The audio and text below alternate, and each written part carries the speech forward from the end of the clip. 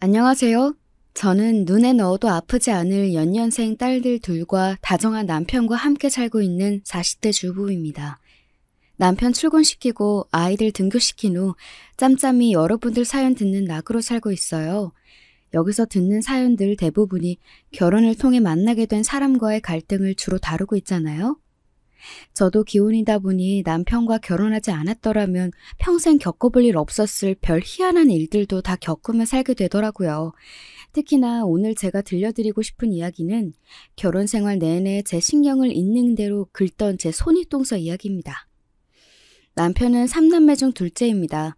위로 형님이 한 분 계시고 막내 시누이가 있죠. 시부모님은 연세가 많으셔서이기도 하지만 그 연세인 다른 어르신들과 비교해 보더라도 상당히 보수적인 편이십니다. 무조건 첫째가 잘 되어야 한다. 마지가 제대로 서야 집안이 바로 서는 거야. 그럼 장남이 제자리를 딱 지키고 있어야 집안이 제대로 돌아가는 게다. 그러니 너희들도 우리가 없으면 형님이 이 집안 가장 큰 어른이다 생각하고 성심을 다해 모셔야 한다. 아버지 하시는 말씀 새겨들 들어. 네, 아주 전형적인 장남이 최고야를 실천하시는 고리타분한 시부모님들 되시겠습니다. 두 분 중 한 분만 저러셔도 피곤할 판에 부부가 쌍으로 저러시니 집안 분위기가 어떨지는 가히 짐작이 되시죠? 저런 가정 환경에서 자란 탓인지 남편은 본인 부모 형제를 그다지 좋아하는 편이 아니었습니다. 왜 그렇지 않겠어요. 필요한 게 있어도 제 형보다 자기가 더 뛰어나도 결국 모든 건 형님한테 돌아갔으니까요. 학교 다닐 때 공부도 형보다 남편이 훨씬 잘했다고 합니다. 그럼에도 형님은 재수까지 시켜가며 아득바득 서울로 대학을 보냈는데 남편은 대학 시험 성적이 훨씬 좋았음에도 불구하고 장학금을 받을 수 있는 지방 국립대에 진학하게 강요하셨다고 합니다. 남편이 딱 한 번만 나머지는 자기가 학교 다니며 벌어서 다닐 테니 입학금이랑 첫 학기 등록금만 내달라고 그리 애원을 했다는데 들은 척도 안 하셨다고 해요. 결국 남편은 학창시절 내내 목표로 삼았던 서울의 명문대에 합격해 놓고도 눈물을 머금고 지방의 국립대학교에 진학했습니다. 상황이 이러니 아들도 아닌데다 막내로 태어난 시누이 사정은 더욱 좋지 못했습니다. 처음에는 아예 딸 자식은 대학 보낼 생각조차 없었더랍니다. 평생 온몸으로 차별을 경험한 남편이 제 막내 여동생까지 똑같은 꼴을 당하게 할 수는 없어 그간 과외며 온갖 아르바이트로 번 돈으로 대학 입학금을 내준 덕에 시누이는 간신히 대학을 갈 수 있었죠. 그 둘이 어디 성격에 못한 곳이 있거나 첫째인 아주버님에 비해 상대적으로 투자 가치가 떨어진다면 어디 저런 차별을 납득할 시도나마 해볼 것을 성적이나 성격이나 어떤 면을 보아도 아주버님보다 저 두 사람이 월등히 뛰어났습니다. 아마 아주버님은 첫째로 태어나지 않았더라면 제 밥벌이나 제대로 하고 살았을까 싶습니다. 저 같으면 부모가 첫째인 저만 챙기느라 동생들에게 그리 상처를 주는 걸 봤더라면 동생들에게 미안해서라도 잘해줬을 것 같은데 아주버님은 시부모님들께서 모든 지원을 제게 몰아주시는 걸 아주 당연하게 생각하는 사람이었습니다. 평생을 그렇게 자라와서 그런 건지 아니면 제 부모의 성정을 똑 닮아서인지 아마도 둘 다가 아닐까 싶네요. 나는 당신 어머님 아버님보다 아주버님이 더 얄미워. 뭐 하나 잘난 것도 없으면서 제 부모한테 그 맞이 받았으면 됐지.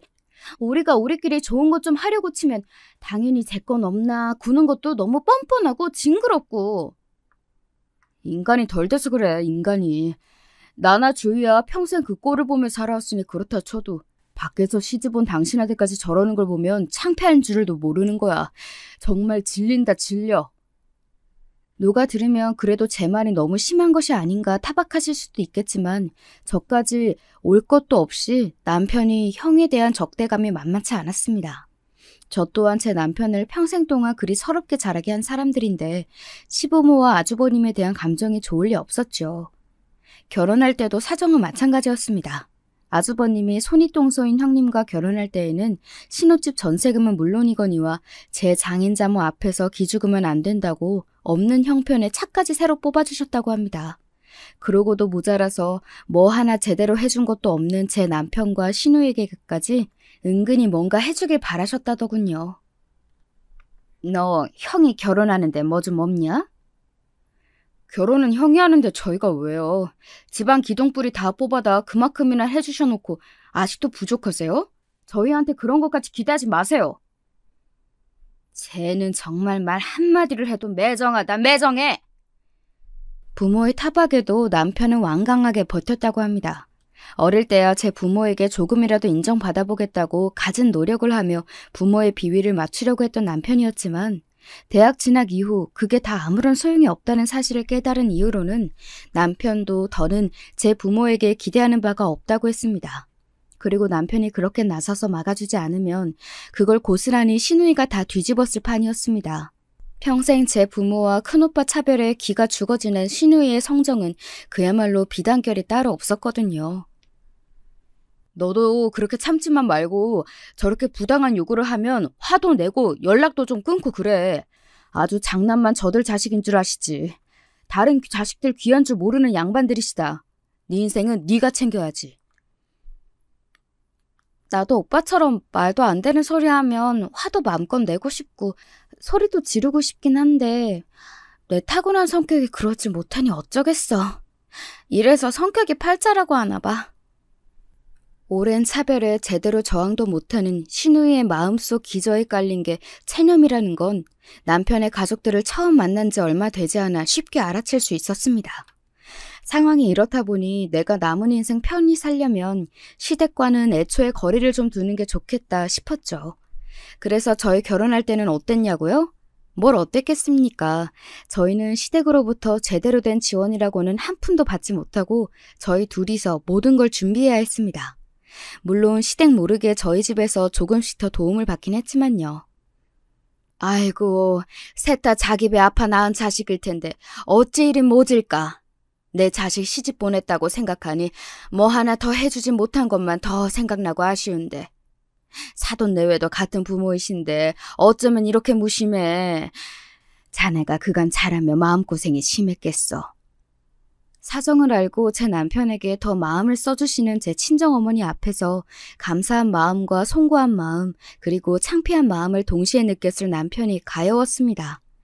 결혼해서는 내가 사랑을 듬뿍 쏟아서 저런 서운한 마음 다 털고 살 수 있게 해줘야지 다짐했습니다. 저희 집에서 지원을 받은 걸 시댁에 숨긴 건 남편 의견이었습니다. 가뜩이나 작은 아들에게는 해준 것도 없으면서 적반하장으로 사돈댁에 돈 좀 있는 걸 알면 욕심을 부릴 것이 뻔하니 애초에 기대를 말게 해야 한다는 거였습니다.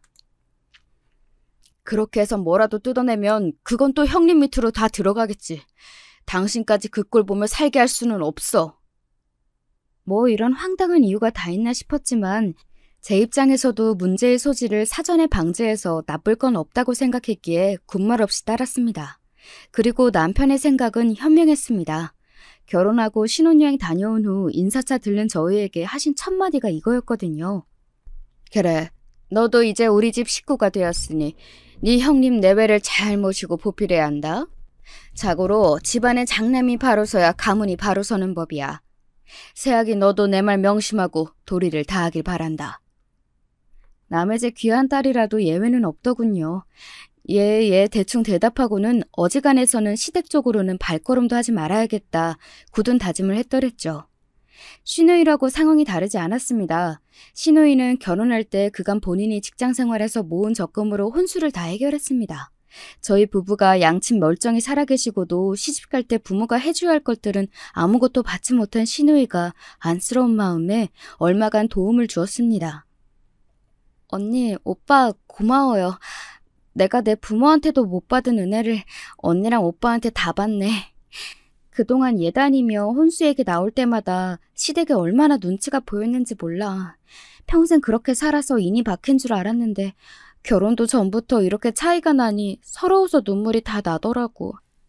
언니, 오빠, 내가 정말 평생 잘할게. 정말 고마워요. 하나를 주면 둘을 돌려주지 못해 성화인 시누이였습니다. 나 같으면 저런 동생 있으면 무얼 주어도 아깝지 않을 것 같은데 사람 참 어지간하다 싶었지요. 이런 탓에 시누이를 제외한 시댁 식구들과는 가깝게 지내지 않으려고 애를 썼지만 그것도 생각처럼 녹록하지는 않았습니다. 아주버님의 부인, 즉 제 손윗동서인 형님이 뻔질나면 저를 불러 젖혔거든요. 동서, 우리가 이번에 이사를 했잖아. 우리 남편 친구들 불러서 집들이를 하려고 하는데 와서 동서도 좀 거들어. 동서, 저번에 어머님 댁에 가져왔던 복숭아 그거 맛있더라. 우리 큰애가 잘 먹던데 그것 좀 사와 갖고 와. 동서, 이번에 은지 영어 성적 엄청 올랐다며?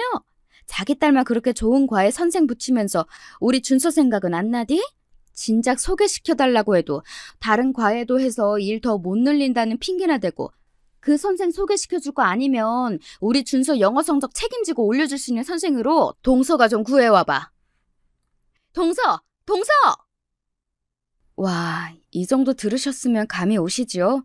제 손윗동서인 형님은 아주버님과 아주 똑 닮은 인간이었습니다. 아주 부창부수가 따로 없었지요. 진상도 아주 저런 진상이 없었습니다. 평생 살아오면서 저한테 저 정도로 진상 떠는 인간을 주변에 두어본 적이 없는 저로서는 가히 신기하다 싶을 정도의 인간 유형이었습니다.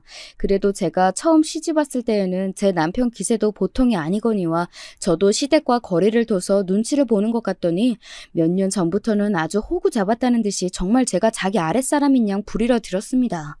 물론 저도 저한테 부리는 진상을 곧이곧대로 다 받아줄 정도로 호구는 아니어서 어지간한 건 제 선에서 다 끊어내곤 했지만요. 형님 아들인데 준서 성향이야 형님이 더 잘 아시겠죠. 아이한테 잘 맞는 선생 찾으려면 아이 공부 수준이나 성향이 잘 맞는 사람을 골라야 하는데 설마 숙모인 저보다도 잘 모르시는 건 아니죠? 몇 년을 저런 인간 성가신 연락처내는데 이골이 나다 보니 동서를 살살 긁어가며 다루는 법도 어느새 익숙해지게 되었습니다. 아니, 나야 그냥 좀 도와달라는 거였지 뭐. 어디 우리 아들 교육을 다 맡긴다는 것도 아니고. 네, 물론 그러시겠죠. 준서하고 좀 더 상의해 보시고 준서 더 잘 이끌어 주실 만한 분으로 한번 고민해 보세요. 건성으로 대답하면서도 좀 신물이 나더군요. 아무리 대초에 익숙해졌다 하더라도 애초에 저렇게 피곤하게 구는 사람이 없다면 겪지 않아도 될 일은 매번 겪다 보니 그것만으로도 피로감이 상당했습니다. 뭐하러 그 진상을 다 받아줘? 받아주면 고마운 줄 모르고 더 들러붙을 생각이 나는데 상대해주지 마. 제 형님과 다를 바 없는 형수를 남편이라고 고운 눈길로 볼 리가 없었죠. 동서 때문에 스트레스 받는 저를 보며 남편이 항상 하는 말이 저거였습니다. 그러나 저라도 제대로 할 말이 없는 건 아니었습니다. 누군 뭐 받아주고 싶어서 받아주나? 뻔질나게 전화하면서 내가 연락 좀 피하면 아주 전화통화에 불이 나는걸. 찾아와서까지 진상 부리는 꼴을 안 보려면 그냥 전화로라도 해결하는 게 그나마 나으니까 그러는 거지. 성질 같아서는 확 그냥 한 대 쥐어박아서 버렸으면 소원이 없겠어. 나이도 나랑 동갑이면서 얼마나 손윗사람 대접을 받으려고 유난을 떠는지 볼 때마다 기가 차서 진짜. 네, 그렇게 저를 아랫사람 부리도 부리지 못해 안달인 동서는 저보다 고작 생일이 2달 먼저인 동갑내기였습니다. 그러면서 형님 대접은 어지간히 받으려고 들었죠. 당장에 시부모님부터 손윗동서 잘 모시라고 잔소리를 해대는 편이니 얼마나 신이 났겠습니까? 집안의 질서가 바로 서야지. 아랫사람은 아랫사람답게 윗사람을 공경해야 집안의 질서가 바로 서는 거다. 거참 어지간히 좀 해요. 누가 들으면 무슨 몇백 년 된 양반 집안인 줄 알겠구만. 쥐뿔도 아닌 집에서 말 같지도 않은 질서 같은 소리 하지 말고. 이제 남편은 시부모님의 지긋지긋한 윗사람 대접 이야기를 가만히 들어 넘기지 않았습니다. 사실 남편 입장에서는 참을 만큼 참았잖아요. 거기다 이 집안에서 가장 잘 나가는 건 저희 남편이었거든요. 아주버님에게 그렇게 물심양면으로 지원을 아끼지 않았음에도 불구하고 결국 승승장구한 건 저희 남편이었습니다.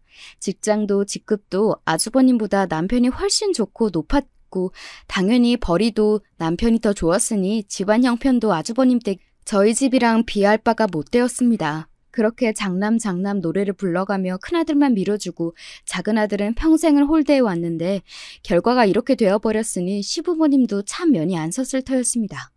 그렇다고 해서 그리 정성을 아끼지 않았던 큰아들이 시부모님께 감사한 줄 알고 살뜰히 대했느냐 하면 그것도 아니었습니다. 제 동생들은 뒷전이고 저만 챙기는 부모님에게 아주버님이 뭘 보고 배웠겠습니까?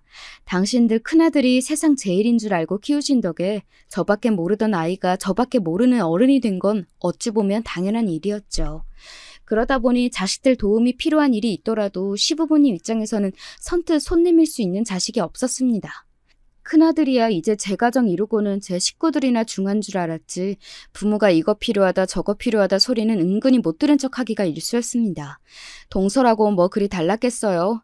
제 남편도 안 챙기는 시부모님인데 저라고 챙길 이유가 없었겠지요. 그저 형님 잘 모셔야 한다는 저한테 잔소리나 할 때나 필요했을 거예요. 그러자고 저희 남편한테 손을 빌리자니 바늘 하나 꽂히지 않을 제 둘째 아들 성정을 감당할 자신이 없으셨겠죠.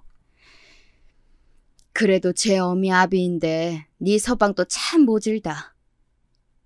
어머니도 똑같이 배 아파 낳은 자식들인데 아주버님이 가장 예쁘셨을 거 아니에요?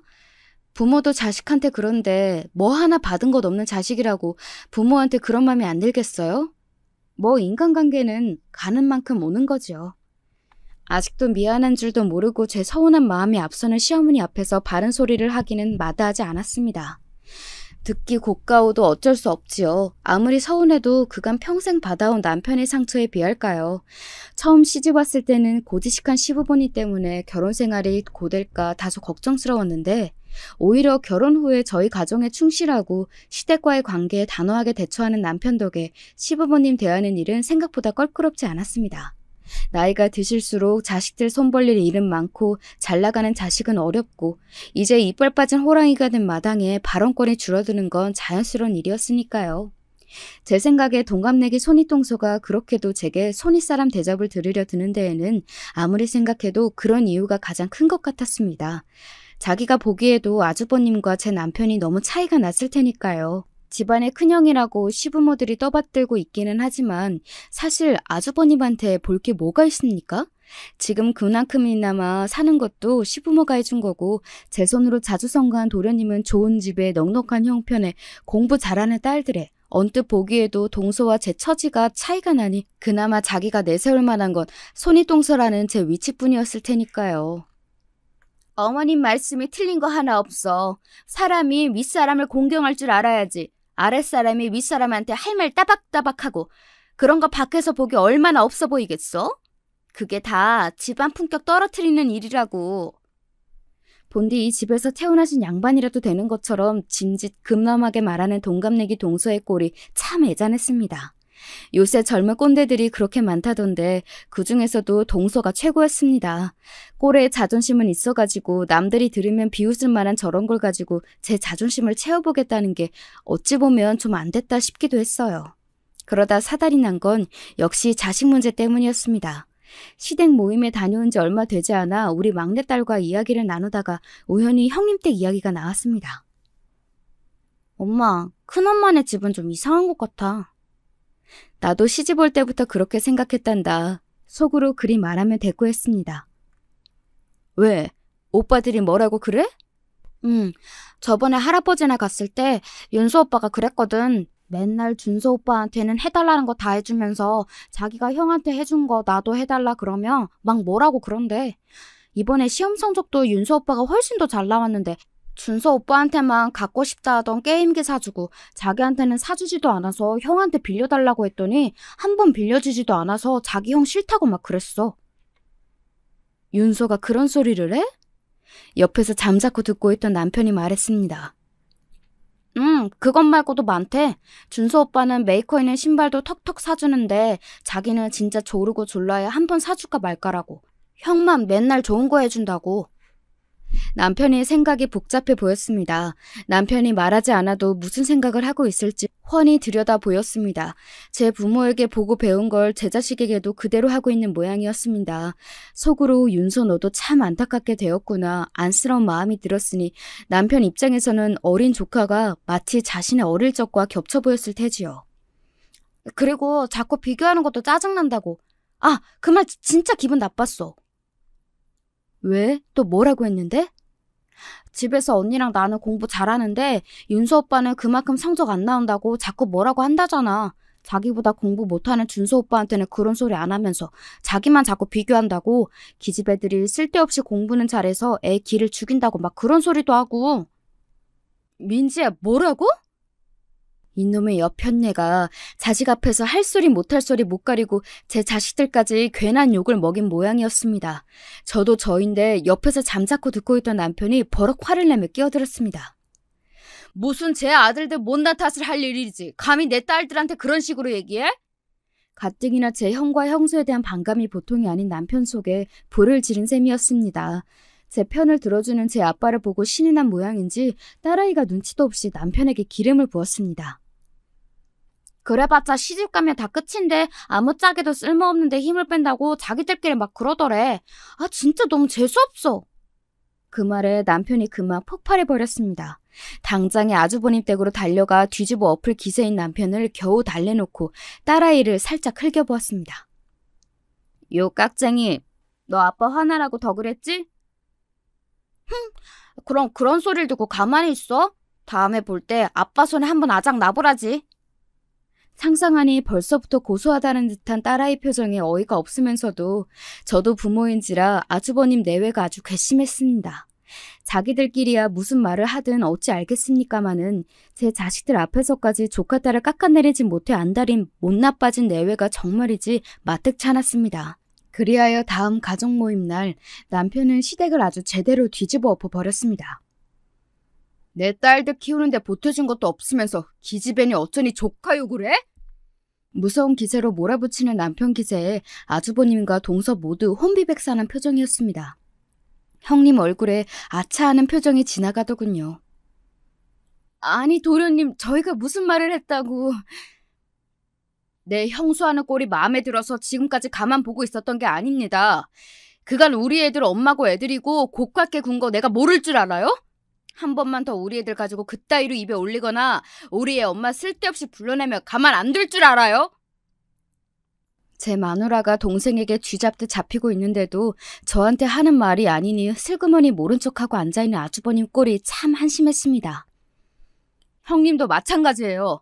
내 형님한테 할 말은 많지만 하다 보면 끝도 없으니 잠자코 있는 것뿐입니다. 내가 나 당하는 건 평생 참고 살았지만 내 가족 건드리면 형님이고 뭐고 앞으로 안 참을 테니 처신 똑바로 해요. 아니, 나야 그냥 이 사람 하는 말에 말 한마디 보탠 걸 가지고. 을이 참 대단하네요. 저런 걸 남편이라고 손윗사람이라 유세를 부리는 동서 신세도 참 어쩜 저리 서로에게 잘 맞는 짝을 찾은 건지 영혼의 동반자가 따로 없었습니다. 집안 꼴 아주 잘 돌아가네요. 그렇게 집안 바로 세우겠다면 자식들 편애하더니 고작 이 꼴 보려고 그러셨습니까? 이내 불똥은 쥐죽은 듯 계시던 시부모님께 튀었습니다. 당신들 업보의 집안에 하루도 바람잘 날이 없으니 뭐 들으실 말씀 들으신 셈이죠. 그 길로 남편은 저희들을 이끌고 시댁을 나섰습니다. 그리고 며칠 지나지 않아 전화를 받지 않는 제게 동서가 그거 그냥 집에서 우리끼리 한말 가지고 그렇게 사람을 무한하게 잡돌이를 하느냐. 뭐 궁시렁대는 문자를 보내왔으나 산뜻하게 무시했습니다. 정작 제 남편한테는 무서워서 못하는 소리를 만만한 저한테 하는 꼴까지 딱 형님다웠죠. 그러고는 당분간 시댁이며 동서며 불려다닐 일이 없어서 오히려 편했습니다. 요즘만 같으면 사는데 딱히 걸리는 일도 없겠다 싶은 간만에 평화로운 나날이었습니다. 제 며느리는 어려워할 줄 몰라도 아들 무서운 줄은 아시는 시부모님께서는 혹여 제 남편에게 이대로 팽 당할까 싶어 슬슬 눈치를 보며 다시 연락할 간을 보시는 모양이었습니다. 아무 힘도 없던 어린 시절 같았으며 당장에 내쫓길 일이 없겠지만 아무리 부모 자식 지간이라 하더라도 능력 있는 게 제 일이더군요. 매번 같은 일로 남편의 우라가 반복되는 상황이 계속되었지만 이제는 남편 성질대로 할 말 안 참고 속에 맺히는 것 없이 살 수 있게 되어서 다행이라는 생각을 했습니다. 며칠 잠잠하던 동서에게서 다시 전화가 왔습니다.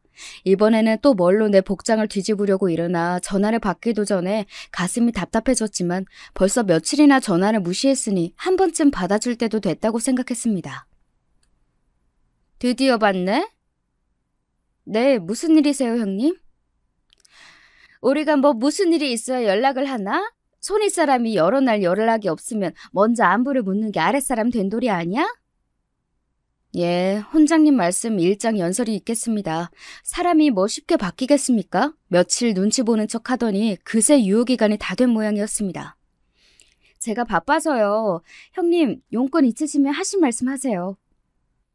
이번에 우리 애들 외삼촌이 식당 개업을 하는데 공사 끝나고 어수선해서 아니 아직 엉망이야. 동서 어차피 집에서 노는데 나와서 청소도 좀 돕고 새로 개업하는데 뭐라도 좀 해주는 게 도리 아니겠어? 이 여편네가 진짜 돌았나. 하다 이제 제 수족 노릇도 모자라서 제 동생 한여 노릇까지 시키겠다는 겁니까? 간만에 우라통이 터졌습니다. 아주 무술이 부리는 상전도 저러지는 않을 겁니다. 형님, 정말 해도 너무하시네요.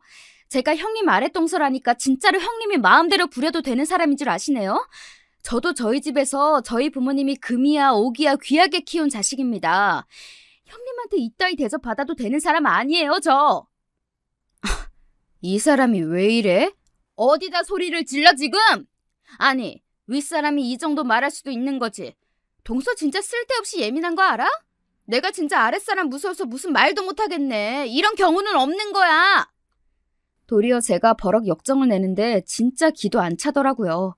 더는 상대하고 싶지 않아 한마디 하고 전화를 끊어버렸습니다. 지금 하신 얘기는 못 들은 걸로 할게요. 그간은 애들 아빠 입장도 있고 형님 생각해서 들어드린 것도 있는데 앞으로는 이런 얘기하실 거면 굳이 연락 안 하셔도 돼요. 이만 끊습니다. 전화를 확 끊고 나서 생각을 곱씹으면 곱씹을수록 부하가 치밀어 올랐습니다. 아니, 제까지 깬 뭐라고 저를 이렇게 함부로 대합니까? 제 복장을 터트린 동서나 마찬가지로 진상인 아주버님, 그리고 저 둘의 진상의 원인 제공자인 시부모까지 싹 다 마음에 들지 않아 죽을 지경이었어요. 퇴근에 돌아와 혼자 속을 끓이고 있는 저를 본 남편이 자초지종을 듣고 열불을 내며 말했습니다. 그 집 종자들 인간 되기는 텄다 텄어. 예, 비정상인들 상대했다가 분통 터지는 건 정상인들 뿐이라고 했던가요? 오래 엮여 좋을 것이 없는 인간이었습니다. 그러게 진작 연락 받아주지 말라니까 뭘 또 그걸 받고 있어. 타박하는 남편 말을 귓등으로 들으며 내 언젠가 건수 하나 잡으면 제대로 피를 말려주리라 이를 부득부득 갈며 전의를 다졌습니다. 한바탕 서로 난리를 친 덕분인지 그러고 나서는 한동안 동서도 연락을 하지 않았습니다. 제발 이대로 좀 나한테서 떨어져라 싶었죠. 그러던 동서를 다시 만나게 된 건 아주 우연한 일이었습니다. 그날은 아이들이 새로 다닐 학원을 알아보느라 몇 군데 학원에 들러 학부모 상담을 받은 차였습니다. 조금 괜찮은 수업을 구하려다 보니 평소 다니던 곳보다 좀 멀리 나오게 되었어요. 종일 바쁘게 다닌지라 허기가 져서 인근 패스트푸드점에서 햄버거 세트를 하나 사서 허리 펴고 편하게 먹으려고 차 안으로 들어왔습니다. 편한 자세를 잡느라 운전석 시트를 뒤로 조정해가며 제끼고 있는데 차 앞 유리를 통해 보이는 한 남녀의 모습이 눈에 들어왔습니다. 묘하게 익숙해 보이는 모습에 저도 모르게 몸을 앞으로 기울여 실눈을 뜨고 자세히 봤더니 웬 처음 보는 남자의 팔짱에 찰싹 달라붙어 거의 매달리시피 걷고 있는 여자는 세상에나 동서였습니다. 세상에나 맙소사 제 입에서 온갖 감탄사는 다 튀어나왔습니다. 제가 알기로 동서에게 남자 형제는 남동생 하나뿐이었고 그나마도 제가 안면을 익히고 있었습니다. 딱 보기에도 보통 사이로 보이지 않는 동서 옆의 남자는 제 데이터를 아무리 찾아도 나오지 않는 낯선 남자였죠. 슬슬 해가 넘어가기 시작할 시각이었지만 아직 해가 지지 않아 밖이 환했습니다. 저 옆편네가 간이 배 밖으로 나온 모양이다. 아주 미쳐도 단단히 미친 모양이지. 저쪽에서 제 차 근처까지 걸어오는 그 짧은 시간 동안 정말이지 별의별 생각이 다 머릿속을 스치고 지나갔습니다. 그 찰나의 순간에 이거 찍어야겠다는 생각이 번뜩 제 머리를 쳤습니다. 저는 황급히 스마트폰을 꺼내 남자와 동서의 모습을 동영상으로 찍었습니다. 동영상은 길지 않았습니다. 동서와 남자가 함께 한 건물 안으로 쏙 들어가 버렸습니다. 시선을 들어 간판을 확인하니 세상에 모텔이었습니다. 누가 들으면 아마 지원의 거짓말이라고 했을 겁니다. 이렇게 시기적절한 타이밍에 이런 우연이 다 있나요? 살다 바람 피우는 현장을 제 두 눈으로 목격하게 되리라고는 단 한 번도 상상해보진 못했습니다. 하물며 동서라니요. 순간 마치 주마등처럼 그간 동서가 제게 손이 어른 행세를 하며 저질러온 수많은 만행이 눈앞을 스치고 지나갔습니다. 잠시 남자와 동서가 사라진 모텔 입구를 멍청하게 바라보다 동영상 재생을 종료했습니다. 확인차 재생해본 동영상 속 남자와 동서의 모습을 다시금 두 눈으로 똑똑히 담으면서도 이게 정말 현실이 맞나 싶더군요. 그 짧은 새에 저 둘을 찍어야겠다 생각하고 동영상으로 남긴 제 스스로가 놀라울 지경이었습니다. 어떻게 그 찰나에 그런 생각을 다 했을까 스스로 기특할 따름이었습니다. 동영상을 여러 번 확인하고 나니 비로소 상황이 머릿속에서 정리되면서 저도 평정을 되찾았습니다. 이렇게 좋은 건수를 잡았는데 그냥 얌전하게 곱게 넘어갈 줄 생각은 병아리 눈물만큼도 없었습니다. 먼저 남편에게 말을 해야 하나? 오늘 당장 아주머니 댁으로 쳐들어갈까? 온갖 계획들이 중구난방으로 쏟아져 내렸죠. 이윽고 저는 생각 정리를 마쳤습니다. 잠시 후 그새 해가 어둑어둑해진 사이 남자와 동서가 다시 모습을 드러냈습니다. 뭐가 그리 좋은지 동서 입이 귀에 걸려있더군요. 저는 차에서 내려 두 사람에게 다가갔습니다. 어머, 형님 아니세요? 짐짐 놀란 척 제가 말을 걸자 옆에 남자 얼굴 쳐다보는데 정신이 팔려있던 동서가 화들짝 놀라 저를 돌아보았습니다. 옆에 있던 남자도 눈이 휘둥그레지더군요. 어머, 이런 데서 형님을 다 보네요. 근데 옆에 분은 누구? 제가 둘을 아래 위로 훑어보자 그제야 상황 파악이 되는 모양인지 동서가 남자에게서 얼른 떨어져 나왔습니다. 그래봤자 한참 늦었지만 말이죠. 저는 두 사람이 방금 나온 모텔을 경악한 눈으로 바라보며 말했죠. 형님, 설마... 아니야. 아니긴 뭐가 아닙니까? 동서가 저 남자 모텔에 들어가는 것부터 방금 나오기까지 다 지켜보았다는 것은 꿈에도 모르고 딱 잡아떼더군요. 저기 이분은... 그래. 내가 전에 말한 기준이 아빠. 우리 옆집 사는 우리 아들 친구 기준이 아빠셔. 옆집이요? 제가 눈을 괴슴틀에 뜨고 남자를 쳐다보자 남자도 당황해서 짓거리기 시작했습니다. 네, 안녕하세요. 준서 어머니 동서시구나. 누가 봐도 상황이 뻔한데 어떻게든 이 상황을 무마시켜 보려는 두 사람 노력이 눈물겨울 지경이었습니다. 저는 가자미 눈을 뜨고 남자를 다시 한번 쏘아봐주고는 동서에게 말했습니다. 여기 계속 서서 말씀하시겠어요? 저랑 같이 가실래요? 하실 말씀이 있으시구나. 그럼 저는 먼저 들어가 보겠습니다. 말씀들 잘 나누세요. 저까지 같이 붙들릴까 싶어 꽁지가 빠지게 도망가는 남자를 동서가 황망히 바라보았습니다. 남자를 골라도 어디서 꼭 저런 것들만 고를까. 애잔한 마음을 애써 감추며 동서를 똑바로 쳐다보았죠. 동서는 당황스러워 차마 저와 눈도 제대로 마주치지 못하더군요. 그나마 옆구리에 남자를 끼고 있을 때에는 횡성수설 상황을 무마하려는 시도라도 해보더니 남자가 자리를 뜬 이후에는 입도 못 대고 있는 동서 덕에 침묵이 길어지고 있었습니다. 따라오세요. 제 말에 흠칫하더니 잠시 망설이던 동서가 제 뒤를 따랐습니다. 타세요. 응? 저야 여기 서서 말해도 상관은 없는데 형님 괜찮으시겠어요? 제 말에 그제야 동서가 후다닥 제 차로 튀어들어갔습니다. 따라서 운전석에 몸을 실은 제가 잠시 아무 말이 없자 제 눈치를 살피던 동서가 먼저 입을 열더군요. 저 동서, 방금은 그게 좀 이상해 보일 것 같아서 내가 미리 말하는 건데 동서가 생각하는 그런 거 절대 아니다? 제가 무슨 생각을 하는데요? 어디 한번 혼자서 무신소를 하나 드러나 보자 싶어 제가 물었더니 동서가 다급히 변명 같지도 않은 변명을 늘어놓기 시작했습니다. 저기 아까 본 사람은 우리 옆집 사는 우리의 친구 아빠인데 왜 내가 전에 한번 동서한테 얘기한 적 있지? 우리 옆집에 외국 살다가 들어온 가족이 있는데 사람들이 아주 괜찮다고. 나뿐만 아니라 우리 남편하고도 가족끼리 잘 지내서 같이 식사도 자주 하고 그런다고 왜. 네, 지나가다 얼핏 들었던 것도 같습니다. 허영이 심한 동서가 외국 생활을 하다가 들어왔다는 이웃의 가족에게 시기와 선망이 뒤섞인 눈빛으로 그 집 여자는 복도 많다며 투기하던 꼴을 본 것도 같네요.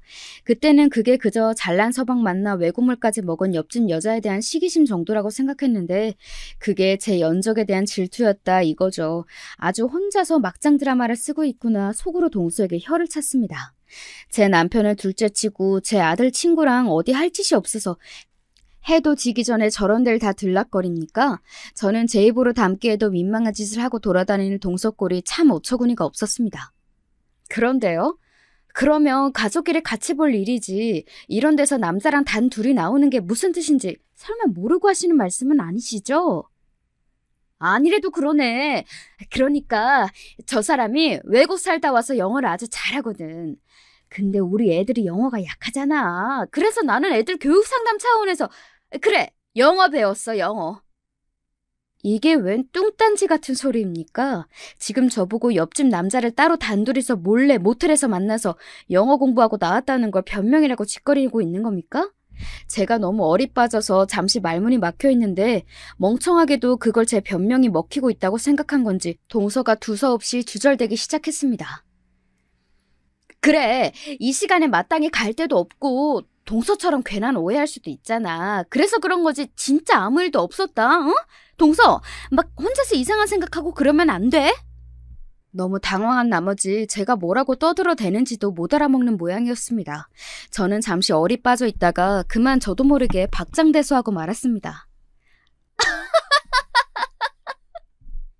제가 정신을 놓고 웃음을 터뜨리자 동서 얼굴이 그만 사색이 되었습니다. 저도 이제 틀렸구나 싶었던 모양이었지요. 저는 급기야 배까지 움켜쥐고 깔깔거리기 시작했습니다. 너무 웃어서 눈물까지 날 지경이었습니다. 세상에, 형님 놀라긴 진짜 놀라셨나 보다. 내가 살다 이런 말 같지도 않은 소리를 듣게 될 줄이야. 나 형님 이렇게 재밌는 사람인지 오늘 처음 알았잖아. 웬일이니 진짜. 제 웃음소리가 도무지 잦아들 기미가 보이지 않자 이제 형님 얼굴은 숫째 죽은 사람 마냥 핏기가 다 빠져버리고 말았습니다. 그러더니 두 손으로 제 한쪽 팔을 부여잡고는 이제 거의 애원을 하기 시작했습니다. 동서! 외간 남자랑 단둘이 모텔에서 영어 과외를 해? 네 진짜 내가 우리 형님 이렇게 공부 욕심이 많은 줄은 또 처음 알았네. 동서, 내가 잘못했어. 내가 이렇게 빌게, 응? 오늘 본 건 그냥 못 본 걸로 해주면 안 될까? 이거 알게 되면 나 우리 남편한테 맞아 죽어. 나 한 번만 살려주라, 동서, 응? 아니, 왜요? 아주버님한테도 아까 저한테 말한 것처럼 그렇게 말하면 되지. 아주 사람을 등신으로 봐도 정도가 있지. 아이고, 그걸 변명을 하고 내뱉고 앉았어. 형님, 내가 형님 말한 그대로 꼭 전해줄게요. 아주버님, 형님의 학구열이 정말 굉장하세요. 아주버님이 아주 좋아서 뒤집어지시겠어요, 형님. 건수 제대로 잡은 제가 쉴 틈도 없이 몰아붙이자 동서 얼굴이 실시간으로 지옥에 떨어진 사람 같았습니다. 나이도 같은 주제에 그렇게 사람 하나 타깃으로 붙잡아서 갖은 진상을 다 떨더니 하필이면 저한테 걸렸으니 저도 아주 죽을 맛이었겠죠. 그러든지 말든지 저의 아주 꿀맛이었죠. 동서, 내가 동서 시키는 건 뭐든지 다 할게. 그동안 나 때문에 많이 서운했지. 내가 앞으로 동서한테 진짜 잘할 테니까 제발 이번 일만 넘어가주라, 어? 내가 진짜 이렇게 빌게, 어? 찔끔 눈물까지 짜며 제 앞에서 손이 발이 되도록 비는 동서 모습을 보니 고소했습니다. 하지만 저는 고작 이 정도로 만족할 생각이 없었습니다. 그간 제가 당한 게 얼마인데요. 그건 안 될 말이죠, 형님. 제가 알면서도 얘기를 안 하는 건 기만이잖아요. 잘못은 형님이 했는데 왜 저까지 형님하고 공범이 돼야 해요? 이거 감춰준 걸 알면 아주버님부터 아버님, 어머님까지 저까지 싹 잡아서 배신자라고 하실 게 뻔한데요. 왜 제가 형님 험을 감춰준다고 그렇게까지 해야 해요? 그럼 잠깐 시간이라도 벌어줘. 내가 책임지고 깔끔하게 해결할 테니까 그때까지만. 부부 문제는 부부끼리 해결해야 하잖아. 그렇지? 동서도 그렇게 생각하지? 내가 정말 동서 들어달라는 건 뭐든지 다 들어줄 테니까 단 며칠만이라도 기다려줘. 제발 동서. 뭐 동서가 바람났다고 배신감 느낄 아주버님이나 시부모님 문제는 저로서는 남일이긴 했습니다. 평소 언제 한 번이라도 살가웠던 적이 있었어야죠. 저는 짐짓 생각에 잠긴 신용을 하다 차분히 입을 떼었습니다. 형님 말씀대로 저는 이 문제에서 제3자이기도 하니 그러면 일단은 당분간만 기다려 드릴게요. 시간 길게는 못 드려요. 형님 입으로 직접 말씀드리고 두 분이서 제대로 해결 보세요. 은근슬쩍 넘어가시면 안 돼요. 고마워 동서. 내가 앞으로 진짜 잘할게. 그간 자기가 저한테 한 짓이 있는데 어떻게 저렇게 쉽게 넘어가 줄 거라고 생각하는 건지 이건 순진한 건지 멍청한 건지 구분이 안 될 지경이었습니다. 저는 속으로 코웃음을 치면서 이 기회를 어떻게 최대한 뽑아먹을지 머리를 굴리기 시작했습니다. 다음 날 아주 드물게 제가 먼저 동서에게 전화를 걸었습니다. 통화 연결음이 얼마 울리지도 않았는데 동서가 곧장 전화를 받더군요. 동서 어쩐 일이야? 동서 목소리에 바짝 긴장감이 서려 있었습니다. 곳에 제가 말을 바꿔 제 남편에게 실토하는 건 아닐까 불안했겠죠. 저는 태연하게 말했습니다. 아, 네, 형님. 제가 드릴 말씀이 있어서요. 다름이 아니라 오늘 저희 집 창고 정리를 하려고 사람을 불렀는데 갑자기 개인 사정이 있다고 당일 취소를 당했네요. 아, 벌써 짐은 있는 대로 다 벌려놨는데 저걸 어쩌겠어요. 형님이 와서 좀 도와주시겠어요? 어? 왜요? 바쁘세요? 아니야, 아니야. 지금 바로 갈게. 금방 갈게. 동서가 불이 나게 전화를 끊었습니다. 네, 볼 것도 없이 제 거짓말이었죠. 사람을 부르긴 뭘 부르겠습니까? 이렇게 꽁지가 빠지게 달려왔줄 동서가 있는데 말이죠. 동서는 어떻게 그 거리를 이리 빨리 왔나 싶을 정도로 쏜살같이 저희 집으로 달려왔습니다. 평소 시댁에서 보거나 약속을 잡아도 항상 가장 늦게 거만한 태도로 등장하던 사람이 예전 하던 짓과 비교하면 달라도 이렇게 다를 수가 없었습니다. 수고스러워서 어떡해. 근데 제가 요새 손목이 안 좋아서 사람을 쓴 거거든요. 오늘 형님이 수고 좀 해주세요. 그렇게 저는 오만 가지 짐이 뒤죽박죽인 창고 안으로 동서를 안내하고는 유유히 발길을 돌렸습니다. 도대체 어디서부터 손을 대야 할지 모르겠다는 표정으로 황망히 서 있는 동서 뒷모습을 고소한 마음으로 한번 쳐다보고는 어디 한번 맛 좀 봐라 하는 심정으로 내버려 두었습니다. 그렇게 그날 하루 종일 동서는 저희 집 창고를 쓸고 닫고 짐을 정리해놓고 그야말로 파김치가 되었습니다. 형님, 저희 애들 아빠 한약을 한차 하려는데 그 사람 체질에 맞다는 좋은 약재가 이 근방에는 없다고 그러네요. 아, 지방까지 가서 조달을 해야 한다고 하던데 시간 괜찮으시면 형님이 좀 구해다 주실 수 있으세요? 형님, 우리 민지 새 보습학원에 등록을 하려는데 그날 제가 다른 일정이 있어서요. 거기 학원생들 많이 몰려서 아침부터 미리 가서 줄 서서 기다려야 겨우 수강 좀 끊을 수 있거든요. 형님이 대신 가주실래요? 동서에게 시키는 잡심부름은 그날이 끝이 아니었습니다. 저는 오만 가지 이유를 다 갖다 붙이며 그간 동서에게 당한 짓을 그대로 돌려주었습니다. 처음에는 그저 천지분간 못하며 제가 시키는 대로 무수리 마냥 고개를 조아리던 동서도 이런 일이 반복되기 시작하자 차츰 제 성질머리가 돌아오기 시작했습니다. 아니, 그렇게 사람이 몰리면 그냥 근처 학원으로 보내던가 하지. 형님, 뭐라고요? 아니, 간다고, 가. 미처 못된 성질머리를 감추지 못하고 말투에서 처음과는 다른 반응이 나오는 걸 보면서 계획대로 되고 있구나 싶었습니다. 저 성미에 조만간 터질 때가 되었다고요. 아니나 다를까 제가 또다시 전화를 걸자 전에 없이 동서 목소리가 의기양양했습니다. 아주 건수 하나 잡았다고 신났지? 내가 언제까지 너한테 당해줄 줄 알았어? 그게 무슨 말씀이세요, 형님? 형님이 다 해주신다고 하셔서 저는 부탁을 드린 거죠. 형님이 거절하셨으면 저도 알아들었을 거예요. 이게 어디서 빤히 보이는 여우짓이야. 야, 거기 모텔 앞이라 CCTV도 없어. 너한테 있는 건 그 조동아리뿐인데 내가 아니라고 우기면 네가 뭐 어쩔 거야? 어? 며칠을 이를 갈며 좋지도 않은 머리를 쥐어짜 찾은 해결책이 저거인 모양이었습니다. 저는 속으로 콧방귀로 끼며 짐진 놀란 척 대꾸했죠. 형님, 이건 약속이 다르죠. 스스로 말씀하시고 해결 보시기로 저랑 약속하셨잖아요. 대체 어쩌려고 이러세요?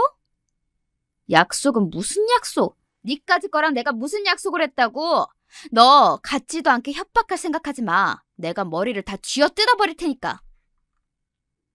그 성미에 이 정도면 오래 참았죠. 저는 그날로 곧장 온 시댁 식구들에게 소집 문자를 보냈습니다. 동서에게는 가장 늦게 문자를 보냈어요. 이미 시댁의 아주버님과 시부모님, 저희 남편과 시누이까지 모일 사람들은 다 모였습니다. 뒤늦게 동서가 얼굴이 사색이 되어서는 헐레벌떡 뛰어들어왔습니다. 제가 이렇게 빨리 움직이리라고는 생각을 못한 모양이었습니다. 네가 진짜... 지금 누구 보고 너라고 하는 겁니까? 형수, 말 조심 안 해요? 가뜩이나 당황한 동서가 제게 하대하는 걸 듣고 제 남편이 한 소리 하자 그만 그대로 쪼그라들었습니다. 저는 짐짓 슬픈 표정으로 모두에게 말했습니다. 저 이걸 어떻게 말씀을 드려야 할지 몰라 망설였는데 계속 저 혼자 끌어안고 있는 건 아니다 싶어 말씀드려요. 사실은 얼마 전에 형님이 다른 남자랑 있는 걸 봤어요. 그 말에 그 자리에 있던 모두가 얼어붙었습니다. 특히 아주버님 멍청한 표정이 아주 압권이었어요. 저는 다시 안타깝다는 표정으로 말을 이었습니다. 진작 말씀을 드려야 했는데 죄송해요. 저도 어떻게 말씀을 드려야 할지 눈앞이 깜깜하기도 하고 특히 형님이 너 이거 말하면 정말 죽여버리겠다며. 잠시 혼이 나가 있던 아주버님이 갑자기 미친 사람처럼 눈을 희버덕거리며 동서를 쏘아보았습니다. 동서가 기겁을 하며 도리지를 치더군요. 아니야, 아니야, 여보. 당신 설마 저 말 믿는 거 아니지? 저 미친 개 거짓말을! 말이 끝나기도 전에 제가 몇 시간 전 동서와의 통화 녹음 파일을 재생했습니다. 이게 어디서 빤히 보이는 여우짓이야? 야, 거기 모텔 앞이라 CCTV도 없어. 너한테 있는 건 그 조동아리뿐인데 내가 아니라고 우기면 네가 뭐 어쩔 거야?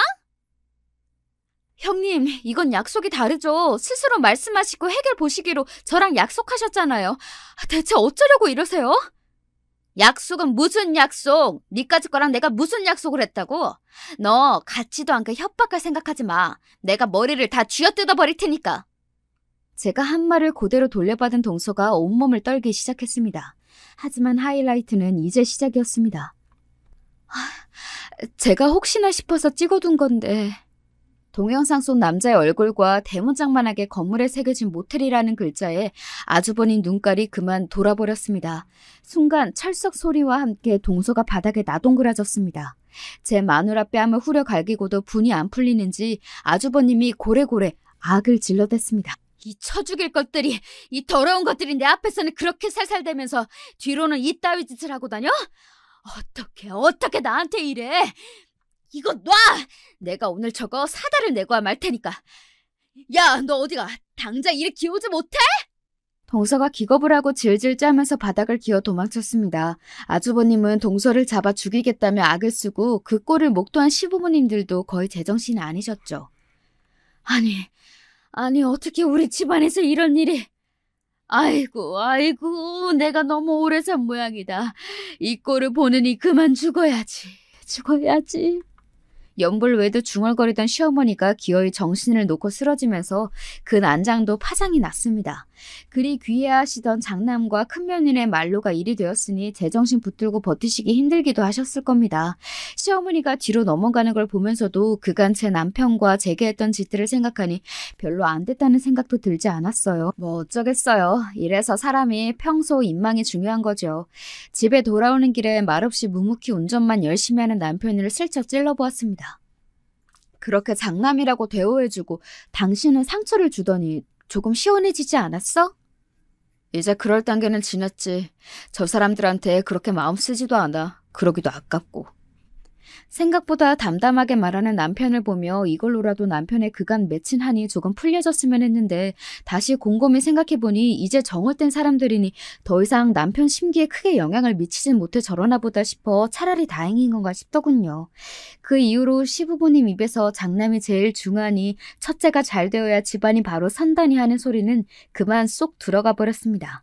뭐 본인들도 할 말이 없겠지요. 예전보다도 더 제 남편 앞에서 기가 죽어 쪼그라든 모습을 보며 진작 다른 자식들에게 남들 하는 많지만 했어도 서로 좋았을걸. 왜 부모 대접도 제대로 못 받게 저렇게밖에 못 사셨나 싶어 그저 입맛이 썼습니다. 동서내외는 아직도 이혼을 한 해 만에 지지고 볶으며 사는 중입니다. 어찌나 요란스레 싸우대는지 벌써 주민신고가 여러 번 들어가 전셋집에서도 내쫓길 판이라네요. 아주버님이 옆집 남자 머리채를 잡은 게 동네방네 소문이 나서 동서는 얼굴도 못 들고 살고 있습니다. 가끔 싸우다 맨발로 내쫓긴 모습이 목격되기도 한다지요. 그러면서도 애들 때문에 갈라서질 못하는지 저렇게 서로의 지옥이 되어 계속 붙어살 모양인가 싶기도 해요. 그저 애들만 안 됐죠. 제 황당무계한 시댁 이야기는 여기까지입니다. 재미라고 하긴 좀 못하지만 시원하게 들으셨는지 모르겠네요. 이야기 들어주셔서 감사해요.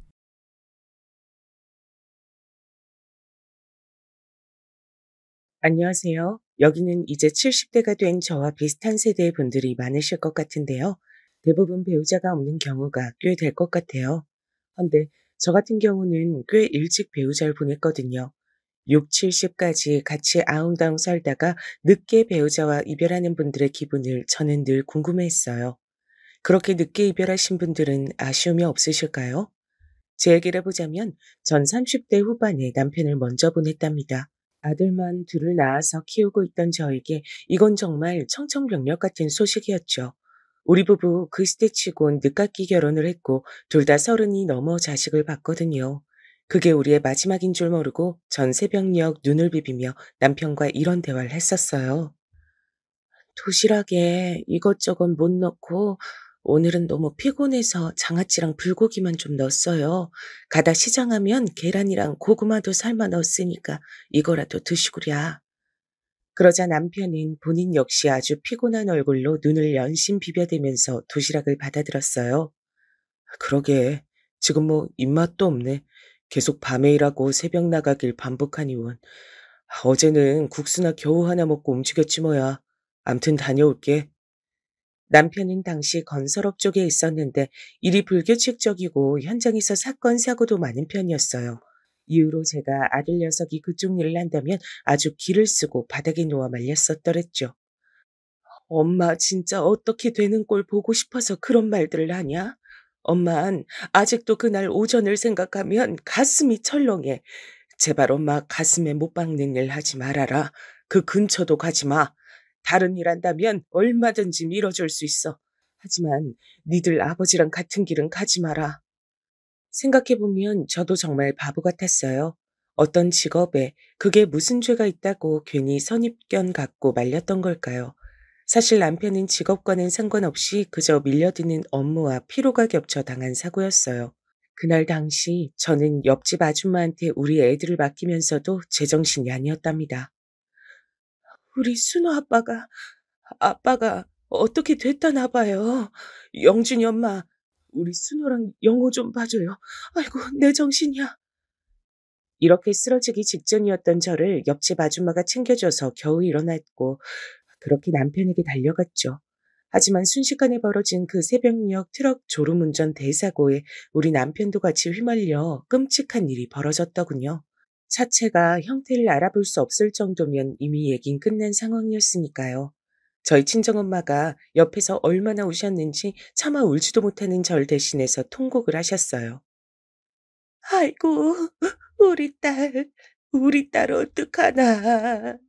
이렇게 일찍 서방을 보낼 줄 누가 알았겠어. 아이고, 너희들 다 불쌍해서 어쩌냐. 친정엄만 워낙 먼 곳에 살고 계셨기 때문에 절 도와주실 수 없었고 끔찍한 사고로 먼저 간 사위도 너무 불쌍하게 생각하셨던 것 같아요. 아무튼 곡소리가 끊이질 않던 그 밤을 잊을 수가 없답니다. 어쩌면 다들 그러실지 모르겠지만 전 남편과 그렇게 사이가 좋은 것도 나쁜 것도 아니었어요. 그냥 자식을 키우며 서로 지탱해 주기도 하고 밀어주기도 하면서 버티는 사이였죠. 사랑이라든지 그런 건 잘 모르겠어요.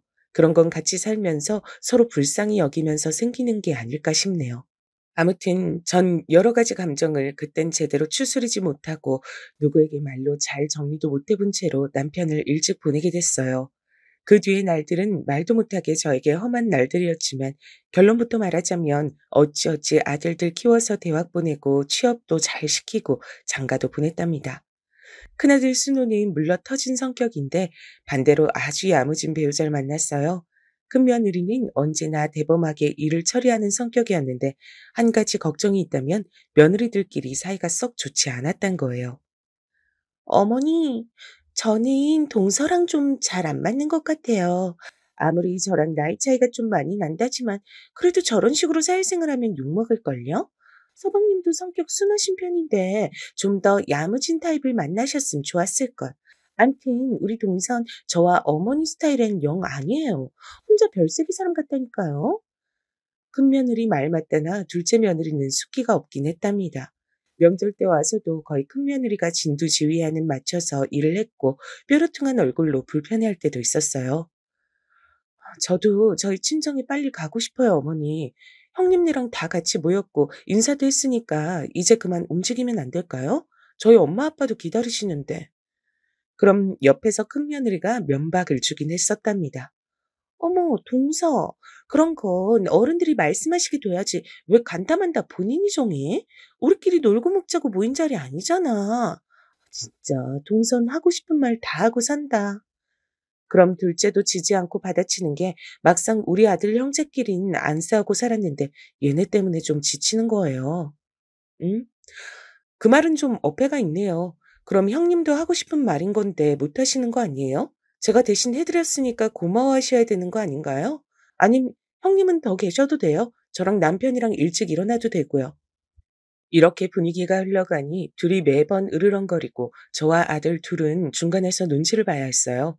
그래도 다행히 모이라면 같이 모이긴 했었죠. 하지만 이렇게 어찌저찌 서로 잘 맞춰 흘러가던 날들은 얼마 뒤 깨지게 됐는데 전 참 이 말이 싫은데 그 굴레를 벗어날 수 없나 봐요. 왜 남자 복 없는 여잔 줄줄이 엮이는 남자마다 복이 없다고 하잖아요. 친정아버지도 일찍 돌아가셨고 남편도 일찍 보낸 전 이후에 둘째 아들마저 사고로 일찍 보내게 됐어요. 뭐? 영호가, 영호가 사고가 났어? 어, 어머니, 저도 지금 급하게 연락받았어요. 심각한 상황인 것 같아요. 전 연락을 받고 얼마나 기가 막혔는지 그때 병원으로 가는 택시 안에서 가슴을 부여잡고 계속 빌었어요. 제발 살아있기만 해라. 목숨이 붙어있기만 해라. 그 뒤로는 뭐든 다 좋다. 뭐든 엄마가 다 감당하마. 이러면서 말이에요.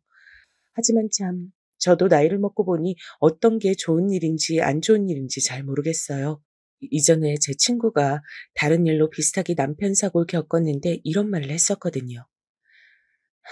나는 남편 사고 났을 때 하늘이 무너지는 줄 알았어.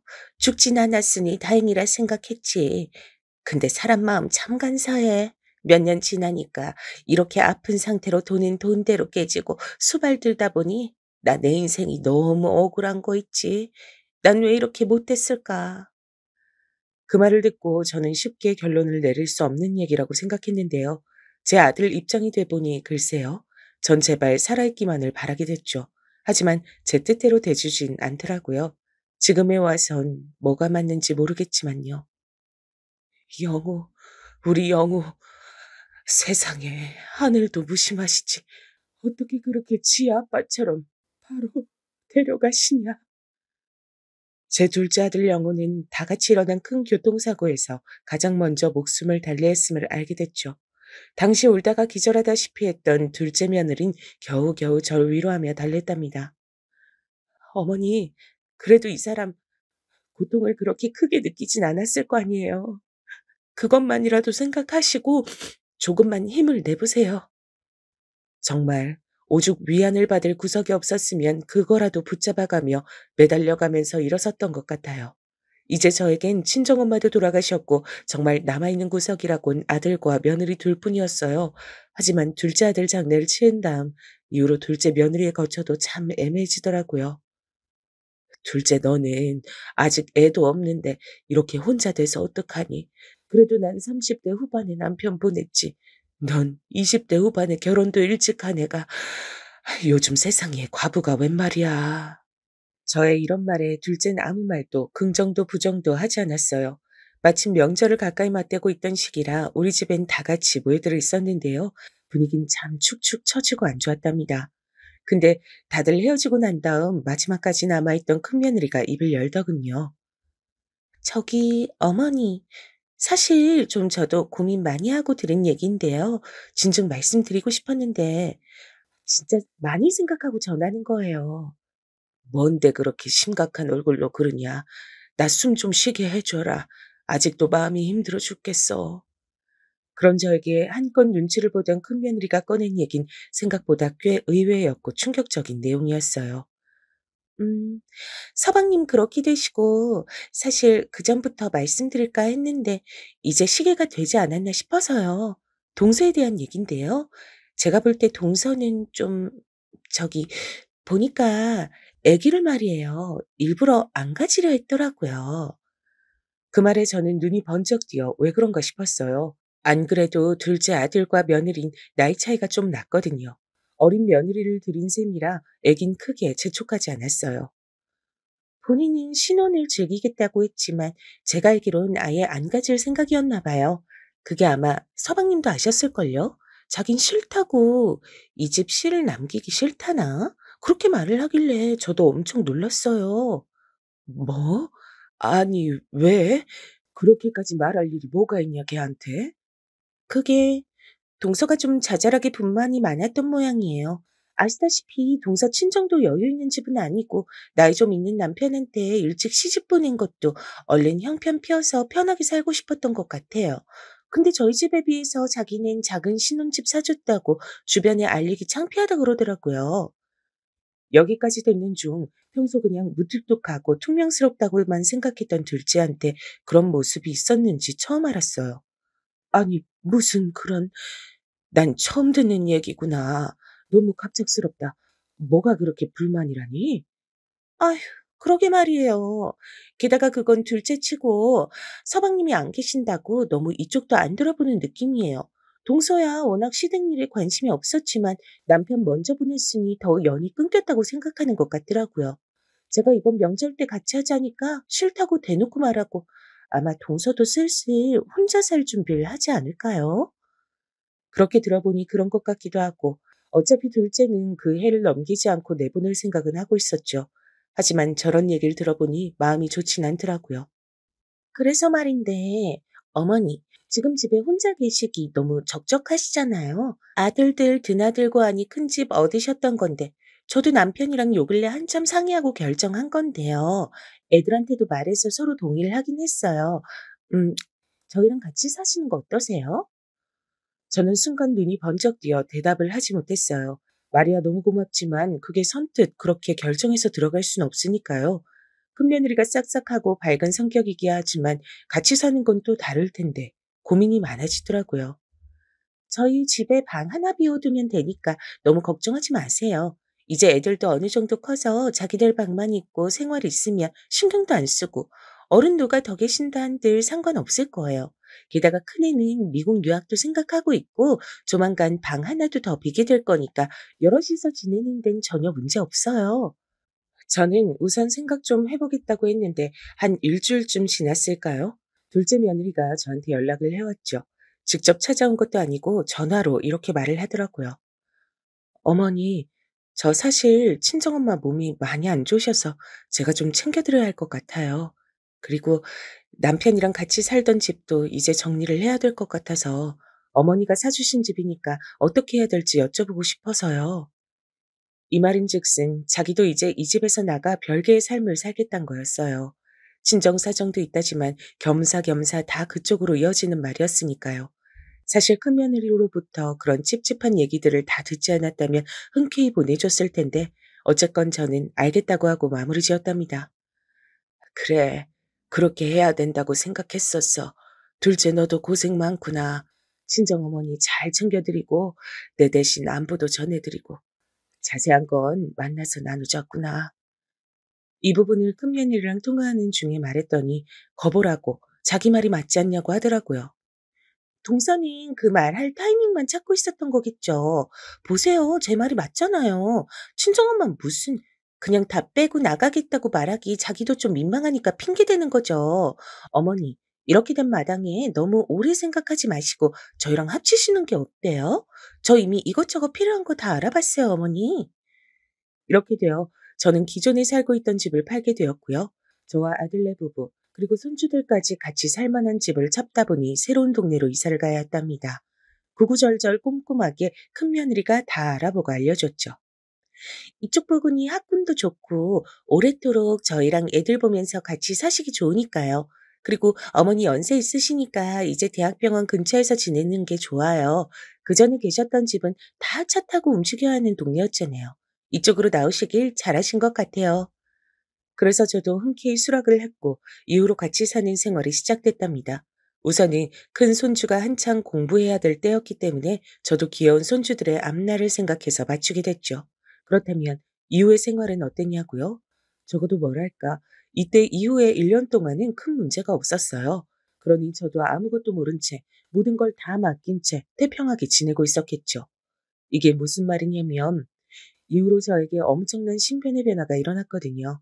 전체가 오래 살았던 그 낡은 아파트와 아이들과 살림을 합치기 위해 처분했던 그 꼬마 빌딩까지 훗날 그렇게 사무치게 그리워서 울게 될 줄 몰랐어요. 여기서 제가 한 가지 말씀을 드리고 싶은 건 가급적 관짝 닫을 때까지 자식도 믿지 말란 말씀 드리고 싶네요. 제가 그 피해자 중 한 명이니까요. 사실 이후로 1년간은 조용히 모든 게 무던하게 흘러갔어요. 큰아들은 해외 업무가 많은지라 집에 잘 없기도 했고요. 큰 며느리는 자기 자식들 공부 때문에 맨날 어디 쫓아다니고 중간에 일도 하고 어쩌고 하면서 얘네들과 마찰은 없었죠. 그런데 그해 겨울쯤이었을까요? 큰 며느리가 갑자기 얘기를 꺼내는 거예요. 저기 어머니, 음, 저희 이번에 진우 학교 때문에 많이 알아봤는데 원래는 진우만 보내려고 했었거든요. 근데 아무리 애아빠 출장이 그쪽이 많다고 한들 가족이 같이 가는 거랑 따로 사는 건 틀리니까 어떻게 생각하세요? 저희랑 같이 미국 가시는 거요. 미, 미국? 내가, 내가 같이 가야 하는 거야? 그런데 어쩔 수 없어서요. 어머니 여기 혼자 계실 순 없잖아요. 어머니만 계시게 할 수는 없다고 애아빠도 그렇게 말하고. 가서도 저도 적응하느라 계속 바쁘긴 하겠지만 어머니도 그때같이 쉬엄쉬엄 다니시면서 현지 분위기 익히시면 되죠. 한인 커뮤니티도 잘 돼 있는 곳으로 가려고 해요. 그러면서 큰며느리는 몇 가지 자기가 조사해 온 것들을 설명해 주고 팜플렛이니 뭐니 여러 가지 보여주긴 했어요. 근데 저만 그런 걸까요? 이 나이에 벌컥 해외로 떠나 게다가 안 그래도 저의 세대 기준으로는 어렵고 무섭게 생각하는 영어권 나라에 제가 필요하지 않은 이유로 가 있다는 게 말이 될까요? 하지만 이런 걸 누군가에게 상담하고 싶어도 이미 거처를 애들 맞춰서 옮긴 제 입장에선 그럴 만한 사람도 없었어요. 시간이 지나면서 평소 말도 별로 없고 늘 바쁜 큰아들도 한마디 하더라고요. 엄마, 이 사람 말 듣고 그냥 같이 가시 그래. 혼자 여기 있어서 뭐 할 거야? 아무도 챙겨줄 사람이 없잖아. 가서도 그렇게 무서워할 거 없어. 나랑 집사람이랑 진우랑 민우 싹 다 영어 되는데 뭐가 걱정이야? 난 기러기 아빠랑 못 살아. 그렇게 하면 엄마랑 여기 남아서 살 수도 있겠지만 아무튼 이 사람 믿고 맡겨봐 엄마. 제가 너무 결정을 못 내리니 이렇게 아들에게까지 설득권이 넘어간 것 같은데 다시 봐도 제가 참 잘못한 것 같긴 해요. 이때 떠밀려서 어영부영 가는 쪽으로 얘기가 정해졌으니까요. 하지만 아무리 온 가족이 움직이는 상황에서 바쁘다고 하지만 큰며느리도 많이 예민해져서인지 저랑 이때부터 마찰이 생겼어요. 어머니, 저 지금 진우 때문에 학교 수속하고 너무 정신없는데 그런 거 일일이 물어보시면 답을 다 해드리기가 어려워요. 이게 5명 다 같이 옮겨가는 게 보통 일이 아니어서요. 그리고 어머니도 수속하실 거 있으시니까 제가 조만간 다시 알려드릴게요. 지금은 너무 바쁜데 궁금하신 거 나중에 알려드려도 될까요? 이렇게 말투가 차가워진 며느리를 보면서 정말 내가 따라가는 게 맞는 건지 일순간 의문이 들더라고요. 하지만 저도 기본적으로 알아야 하는 게 있으니 시간이 지나 물었고 급기야 저도 이렇게 말하게 됐어요. 이렇게 자꾸 복잡하고 큰일 앞두고 물어보고 싶은 것도 못 묻고 눈치만 보느니 안 가는 게 낫겠다. 니들끼리만 가고 난 다 물러줘. 혼자 알아서 살 테니까. 그러자 큰 며느린 이 말에 움찔했는지 다시 절 달래더라고요. 어머니, 참, 왜 이러세요? 제가 잘못했어요. 어머니도 궁금하신 거 많으실 텐데 제가 너무 정신이 없었나 봐요. 그리고 이제 와서 안 가신다고 하면 저도 곤란해요. 이미 이 집 내놓고 어쩌고 해서 짐도 다 붙이고 있고 그쪽으로 돈도 엄청 들여서 일을 꾸리고 있는데 그렇게 감정이 앞서신 소리만 하시면 저도 힘들죠. 제가 급한 불 끄고 좀 봐드릴게요. 하지만 이렇게 달래는 것도 아닌 것도 못한 말을 듣고 전 날짜가 다가올수록 나날이 마음이 편치 않더라고요. 와중에 아들은 또 먼저 미국으로 나갔어요. 엄마, 내가 먼저 가서 집도 좀 보고 상황을 봐야 될 것 같아. 엄마가 이 사람이랑 얘기 잘하고 애들 잘 데리고 들어오면 될 것 같아요. 나도 맨날 동료들 떠나는 것만 봤지 가서 내가 할 일이 많을 거야 아마. 가뜩이나 평소 소통이 많지 않은 아들마저 이렇게 나갔고 결국 점점 비어가는 집안에 저와 며느리 둘만 남았는데요. 갈수록 우리 사이는 불편하고 세상 어색해져 가더라고요. 저한테 직접적으로 뭐라 하진 않지만 마치 들으란 듯이 한탄하는 소리들이 있었어요. 참 많이 당황스러웠습니다. 진우야, 빨리 나와서 너도 좀 이거 정리해. 미국 나 혼자 가니? 너 때문에 다 이렇게 하는 건데 왜 이 집에서 일하는 건 나 혼자뿐이야? 다들 나한테만 와서 귀찮게 물어대고 진짜 짜증나 죽겠어. 그놈의 자식이 뭐라고 진짜. 빨리 와서 네 몫은 네가 해. 큰며느린 큰손주에게 화를 내고 있었지만 사실상 저한테 화내는 거나 마찬가지였죠. 그러니 집 분위긴 뒤숭숭하고 전 하루하루 가시방석이었어요. 하지만 믿고 기댈 데가 여기밖에 없으니 엄마만 믿고 태어난 아기가 아무런 환경에 놓여 있는 거나 똑같았죠. 그러던 중에 슬슬 집 정리를 마무리하게 됐고 손주들은 사춘기랍시고 저랑 말도 잘 안 하고 퉁명스러우니 전 이 집에서 점점 말이 줄어들게 됐답니다. 와중에 큰 며느리는 정말 필요한 얘기만 전달했고요. 생각해보면 사람이 이렇게 밑도 끝도 없이 맞춰주면 더 만만하게 보는 것 같아요. 저기 어머니, 여권은 준비되셨을 거고 나머지 필요한 건 제가 또 말할게요. 애아빠랑도 지금 연락이 다 되다 말다 해서 이 사람 진짜 왜 이렇게 전화를 안 받아요? 저한테 일 맡겨놓고 말이에요. 아, 그러게. 그래, 네가 고생이 많겠구나. 얘기 좀 잘 해보지 그러냐. 저도 모르게 움츠러들어 아들에 대한 며느리의 불평을 듣고 있어야 했죠. 그런데 날짜를 맞추고 있는데 정말 제 집 말고는 아무것도 얘기를 안 해주는 거예요. 계속 날이 서 있는 큰며느리와 손주들과 함께 어찌저찌 차를 타서 공항으로 이동하게 됐어요. 그리고 그때부터 두 번 다시 떠올리기도 힘든 그날의 사건은 시작되고 말았답니다. 어머니, 여기 있으시면 저랑 애랑 가서 짐 좀 붙이고 필요한 거 받아올게요. 넓어서 또 떨어지면 만날 때 헤매니까 여기 일단 계세요. 그래서 전 빠르게 다시 물어봤습니다. 아, 그래. 근데 나도 같이 가 있어야 되는 거 아니냐?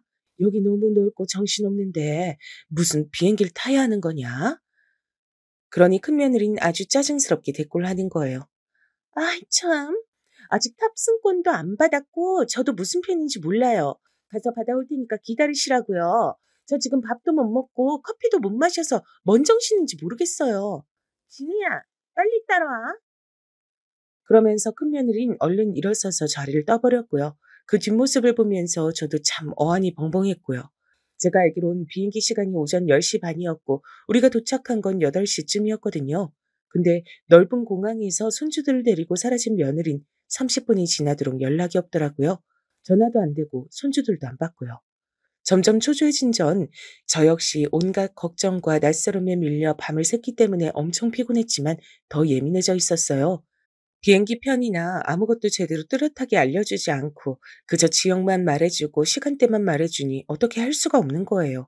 이 부분에서 지나가는 사람들에게 도움을 요청했지만 제가 묻는 내용도 정확치 않았어요.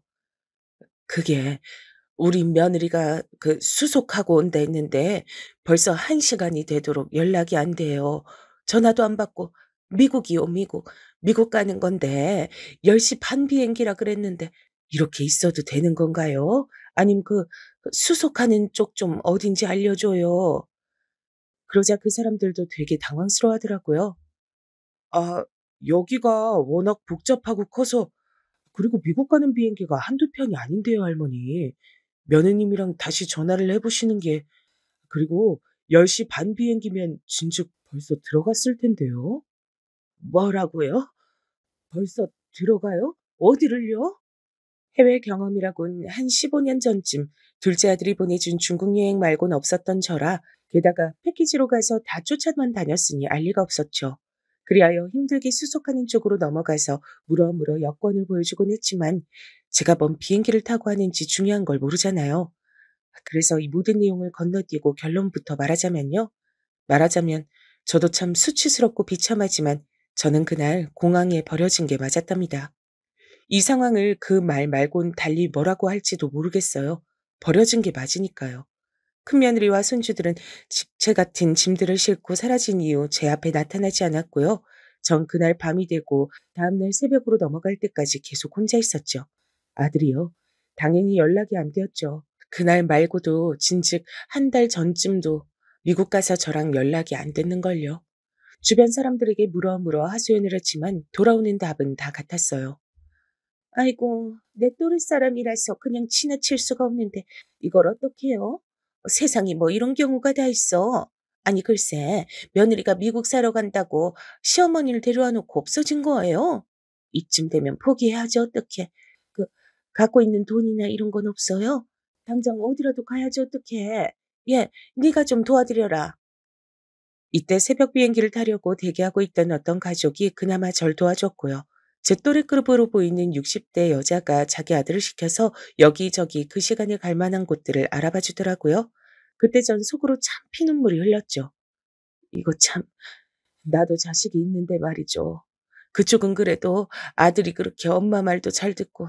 암튼 고맙습니다.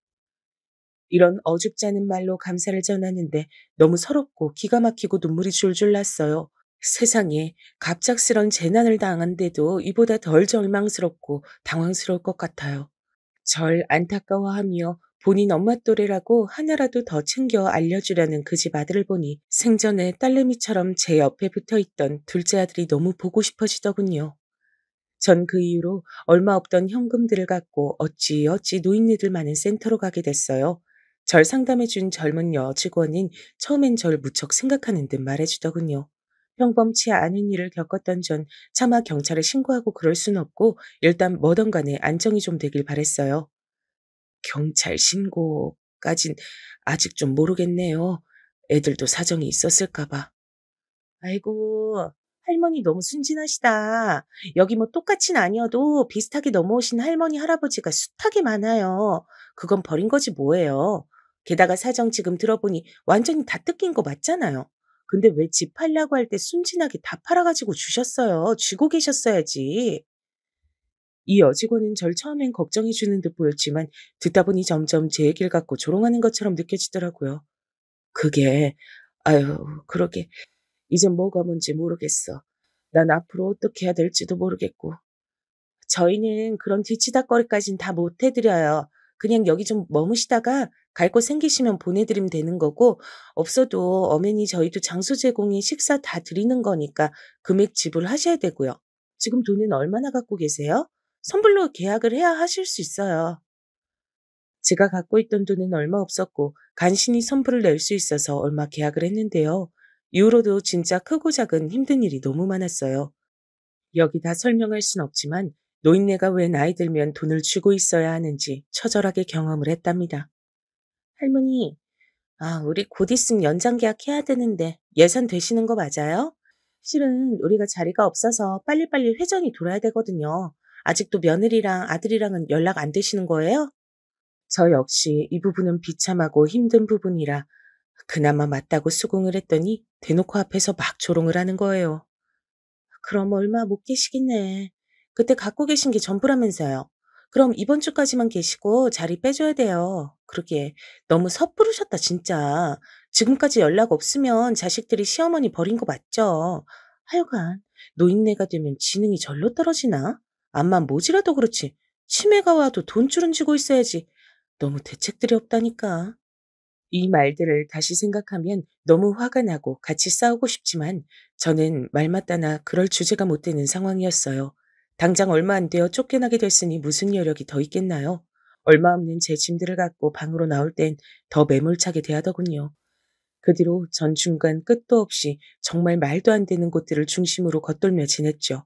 센터에 있을 땐 그나마 밥도 먹었고요. 심지어 그때 아들이랑 잠깐 연락도 닿았어요.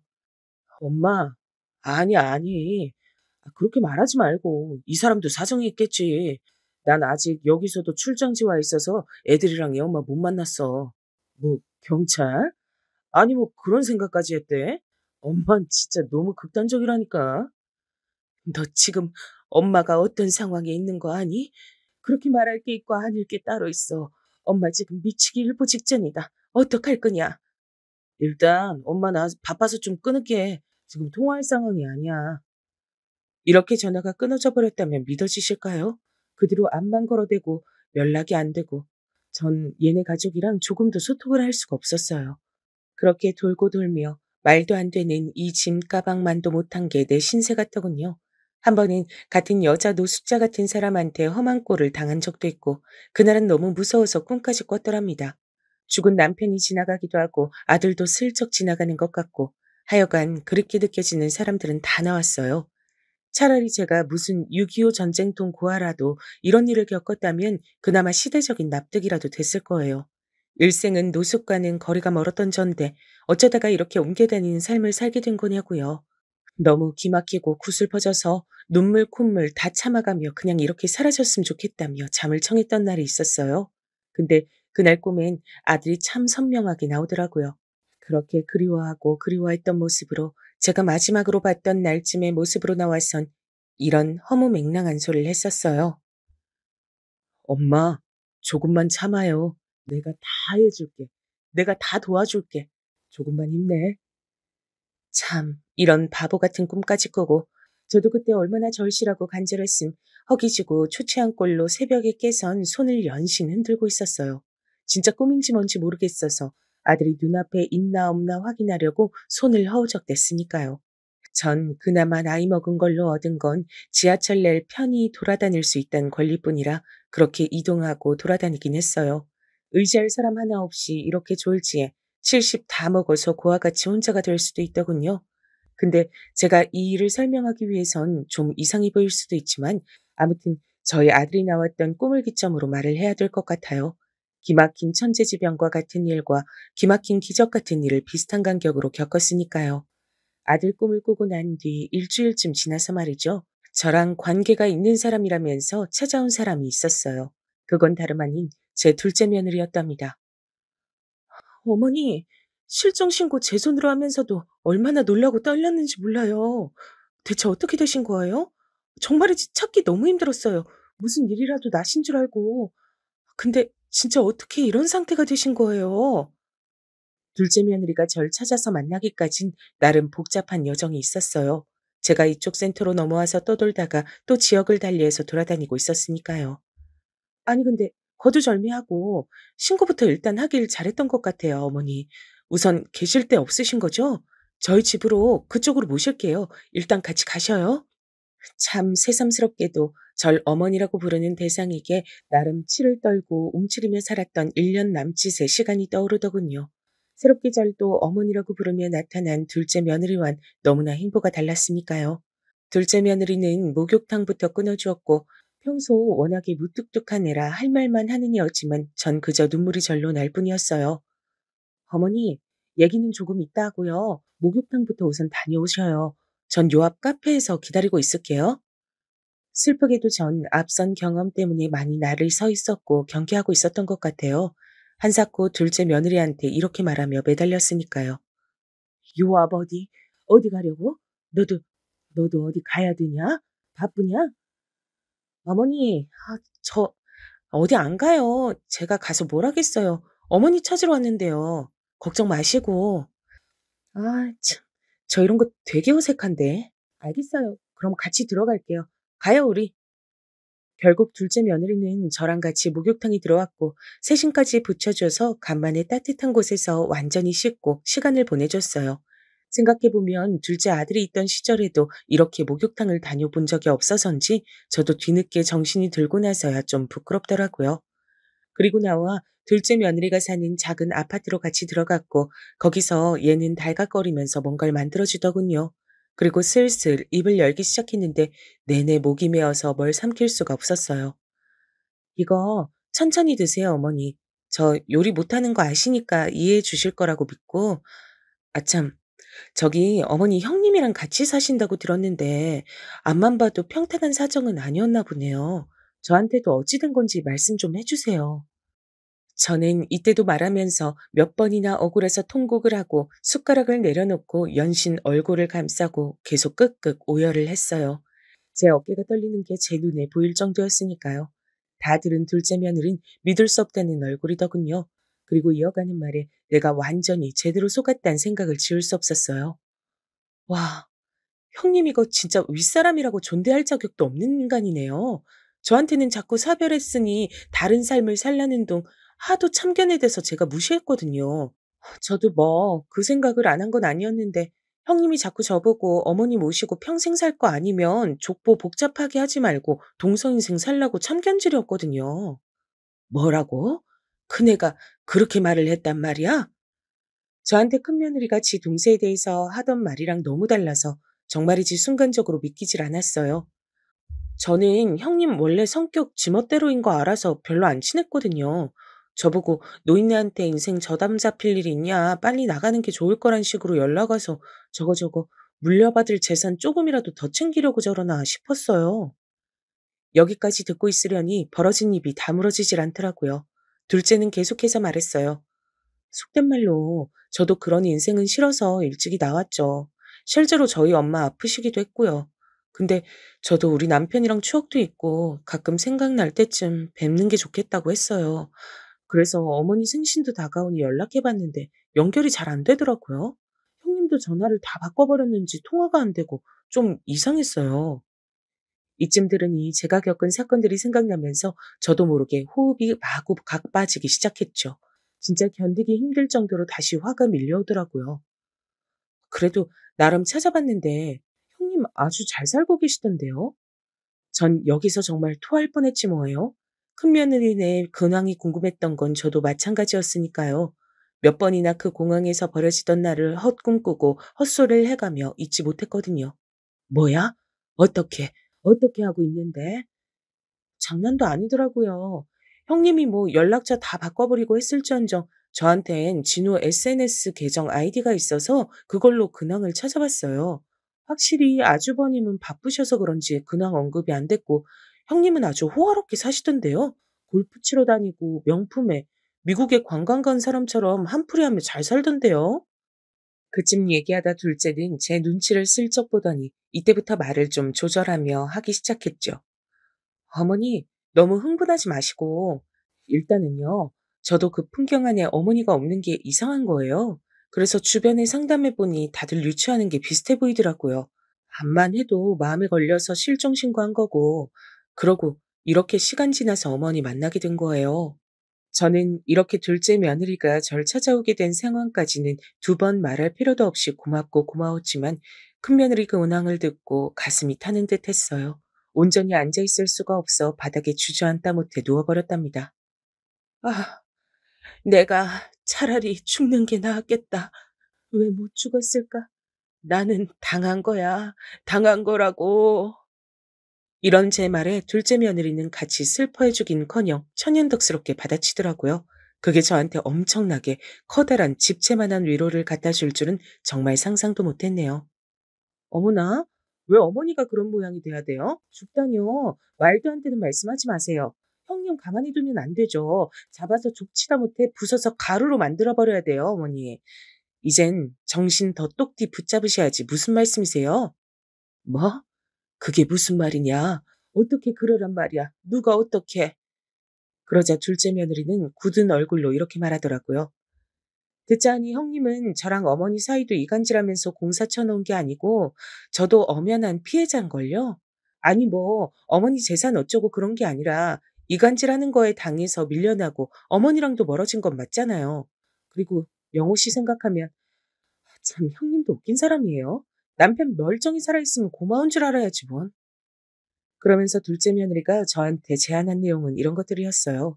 안 그래도 제가 얼마 전에 형님이랑도 연락해봤어요. 진호통에서 급한 일이라고 전화번호 겨우 받아서 연락해봤는데 무시하더라고요. 저 다시 연락할 거예요. 어머니께 들은 거 토대로 해서요. 들으면서도 저는 잘 될까 싶었는데 며칠 안 되어 큰며느리로부터 답장이 왔다는 거예요. 저한테 문자 내용을 보여주는데 큰며느리가 눈앞에 있으면 당장 뺨이라도 갈겼을 거예요. 나보고 어쩌란 거야? 내가 무슨 어머니를 말라죽게 했어? 동서랑 난 이제 아무런 관계도 아니고 뭣도 아니야. 어머니가 그렇게 말씀하고 다니셔? 본인이 곧 죽어도 남아서 혼자 사시겠다고 해놓고 거짓말이 과하시다. 암튼 나한테 연락하지 말아줄래? 다음엔 차단할게. 이따위로 거짓말로만 가득 채워보낸 내용을 읽고 주먹이 불끈 쥐어지더군요. 하지만 둘째 며느린 다시 절 안심시켜주는 거예요. 세상에 정말 죽으란 법은 없더군요. 저희 친척 언니도 같은 지역은 아니지만 미국 살아요. 거기 한인들 모인 대형 커뮤니티가 있는데 형님 이딴 식으로 나오면 거기 다 불어버려야죠. 대신 상황이나 이런 거 진실인 것으로 비춰지도록 쓰려면 어머니 신상이라든지 이런 게 나와야 할 수도 있어요. 괜찮으시죠? 그러니 저도 이젠 이판사판일 수밖에요. 손주들도 눈에 보이지 않고 아들이나 큰며느리나 다 거기서 거기란 판단이 뒤늦게 이뤄지더라고요. 난 이제 잃을 게 없어. 그 내곡을 아주 다 송두리째 박살내도 여한이 없겠지만 나는 내 집 한 돈, 그것들이 갖고 가져간 거, 그것만 돌려받으면 다 잊고 살 거야. 늙음하게 거지같이 사는 건 이제 못해 먹겠다. 죽는 게 나아. 제 말에 둘째 며느린 한숨을 쉬며 고개를 끄덕이더라고요. 아, 참 어머니, 죽는단 말씀 그만하세요. 살 길이 있다니까요. 그럼 일단은 그렇게 알고 진행할게요, 어머니. 그리하여 둘째 며느린 아주 대장정의 글을 써서 그 한인 커뮤니티인지 뭔지 아는 곳에 큰 며느리네 가족을 고발하게 됐어요. 역시나 허세 심하고 남들 눈의식하고 사는 형님한텐 이 방법이 최고예요. 경찰에 신고하고 뭐라고 해도 제대로 도움도 안 되고 이렇게 신상 애매하게 공개해서 먹이는 게 최고거든요. 그 글에는 홀로 남은 시어머니를 꼬드겨 집까지 팔게 하고 그 돈 싹 다 가지고 날라버린 큰며느리의 만행을 전부 지적하고 있었죠. 손주들 이름까지 적당히 노출이 돼서 그런지 참 거짓말처럼 얼마 뒤에 연락이 왔답니다. 형님 장난 아닌데요? 그래서 제가 어머니랑 얘기하라고 전화 연결해드린다고 했어요. 그 전까진 글 안 지울 거라고 경고했죠. 이리하여 저는 정말 얼마만인가요? 그렇게 처절하게 기다리고 기다렸던 큰며느리와 겨우 연락이 되어 제 한을 토해내게 됐답니다. 너, 너, 내가 싹 다 고소해서 없애버릴 거야. 한국 들어오던지 돈을 내놓던지 빨리 제자리로 돌려놓으라고. 하지만 참 웃긴 게 이때까지만 해도 큰며느리는 제가 우스웠나 봐요. 엄연히 지는 돈을 갖고 튄 게 아니고 상황이 이래저래 된 거라고 일부는 돌려드리겠다는 말장난을 하더라고요. 좋아. 한국엔 아예 안 돌아올 생각인 거지? 나도 이 판 사판이다. 너도 네 새끼 중하지? 네가 진우 데리고 간 건 결국 거기서 미국 물 먹여 한국에서 잘 풀리게 하려고 그런 거 아니냐. 난 니들 여기 못 들어오게 만들 거다. 고소하고 감방에 집어넣고 할 수 있는 건 다 할 거다. 그러자 큰 며느리는 온갖 핑계를 대고 말을 돌리고 어쩌고 하더니 결국은 완전히 멱살 잡힌 셈이 되어 어거지로 잠깐 들어온답시고 공항으로 왔는데요. 저는 이날 둘째 며느리와 함께 나가 물 집어던지고 아주 큰일 안 날 만큼 난리를 쳐버렸죠. 독이 올라 눈이 실뻘개진 저에게 모자를 쓰고 주춤거리며 눈치를 보던 큰 며느린 첫말을 이딴 식으로 했거든요. 아휴, 진짜 이게 무슨, 저 근데 돈을 지금 당장 다 드릴 어머니, 이거 놔주세요. 못 놔줘? 나는 못 놔준다. 다 내놓을 때까지 넌 비행기도 못하게 만들 거야. 내놔. 당장 이 자리에서 다 보내. 네 발로 기어들어와서 날 말란 생각을 해놓고 그걸 그렇게 넘어갈 수 있을 줄 알았냐, 이년아? 아들놈이고 너고 이제 나랑 끝이야. 돈이나 쳐내놔 빨리. 이리하여 큰며느린 저를 그렇게 무심하게 버리고 갔던 공항에서 엉망진창 개망신을 당했죠. 주변에서 말리는 사람들이 있어 저도 적당히 붙들고 놔주지 않았고 둘째 며느리도 옆에서 나란히 윽박질렀어요. 형님, 어쩜 그렇게 저한테 당당히 글을 지워달라 하세요? 이거 범죄예요. 진짜 겁도 없으시다. 막말로 어머니 잘못되길 바랬던 거 아니에요? 이야, 이거 진짜 말도 안 되는 일인데 어떻게 그러고도 당당하게 명품으로 휘감고 놀러 다니는 사진들을 올려요? 목숨이 뭐 한 8개쯤 되시는 거예요? 이렇게 이죽거리며 놀리는 둘째에게 큰애는 분한 기색을 내보였지만 별 수 있나요? 정말 더 놀라웠던 건 이때조차도 큰아들은 같이 들어오지 않고 큰 며느리만 들어왔던 거예요. 전 정말 자식 복이 없나 싶어요. 둘째 아들은 먼저 갔지 큰아들은 죽은 건지 산지도 알 수 없지 행방을 모르니까요. 그나마 제가 지금 살 소망이 있는 건 큰 며느리로부터 재산을 거의 99% 돌려받았기 때문이죠. 그리고 둘째에게 얼마 줬는데 바로 선을 긋더라고요. 아니에요, 어머니. 그럼 저 용돈만 주세요. 딱 100만 원만 주시면 되겠다. 그죠? 그 이상은 됐어요. 서로 부담스럽잖아요. 그러고 자기 할 일은 끝난 것 같다며 한동안 또 연락이 없더라고요. 전 이후로 작은 아파트를 얻어서 살고 있고 벌써 이 일도 몇 년 지난 일이 됐네요. 아무쪼록 죽기 전까지 돈 잘 붙들고 살아야 하고요. 어디건 등쳐먹는 일 안 당하도록 주어진 분수 내에서 절약하며 조심하며 살아야 한다고 생각해요. 가끔 아들 생각이 날 때 둘째 며느리 만나서 같이 밥 먹는 정도만 하고 있어요. 마지막으로 만난 것도 벌써 4, 5개월 됐고요. 인생의 끄트머리라고 생각했던 시점이라 할지언정 진짜 끝은 언제 올지 모르는 것이라고요. 제가 너무 마음 놓고 있다가 자식 부부한테 뒤통수 거하게 얻어맞고 나니 참 아이러니하게도 다시 삶에 대해 욕심이 생기네요. 죽을 때까지 뭐 하나라도 더 알고 깨끗하게 마무리하고 가고 싶다는 생각뿐이에요. 여기까지 가파른 저의 인생 얘기를 들어주셨네요. 모두 참으로 고맙고 감사한 마음뿐입니다. 그럼 다들 건강하세요.